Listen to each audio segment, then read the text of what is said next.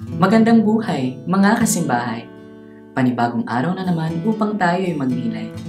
Samahan ninyo ako, ating pakinggan ang Ebanghelyo sa araw na ito.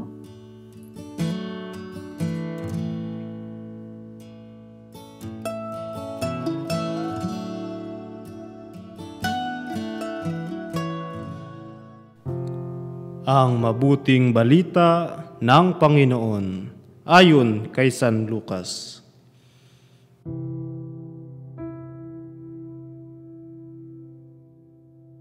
Noong panahong iyon, sinabi ng Panginoon, ipalagay natin kayo'y may aliping nag-aararo o nagpapastol kaya ng tupa.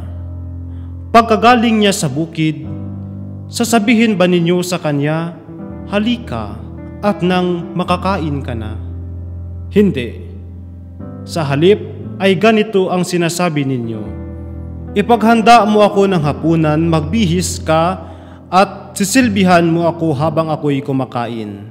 Kumain ka pagkakain ko. Pinasasalamatan ba ang alipin dahil sa ginawa niya ang inuutos sa kanya? Gayon din naman kayo, kapag nagawa na ninyo ang lahat ng inuutos sa inyo, sabihin ninyo, kami mga aliping walang kabuluhan, tumupad lamang kami sa aming tungkulin. Ang mabuting balita ng Panginoon. Pagsasadiwa.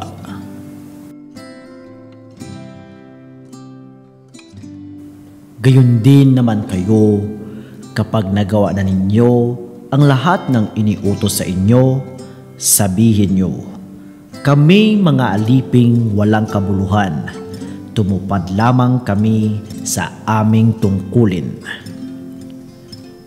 May mga pagkakataon sa ating buhay na parang nawawala na tayo ng ganang maglingkod o kaya naman ay tinataman na tayong magbigay ng panahon at magbahagi ng ating talento dahil tila walang isinsukli sa ating kabutihan.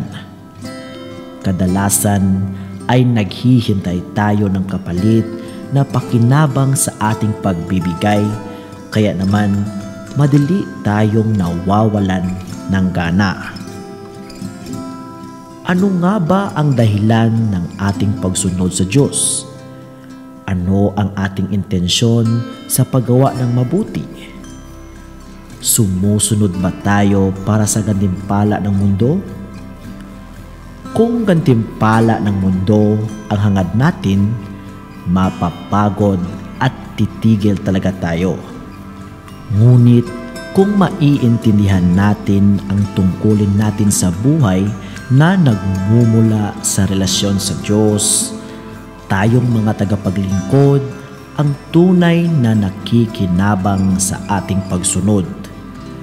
Tandaan na ang langit ang makakamit nating gantimpala sa ating pagtalima at wala nang mas hihigit pa sa ganap na pakikipagkaisa sa Diyos. Pagsasagawa. Suriin natin ang ating mga puso.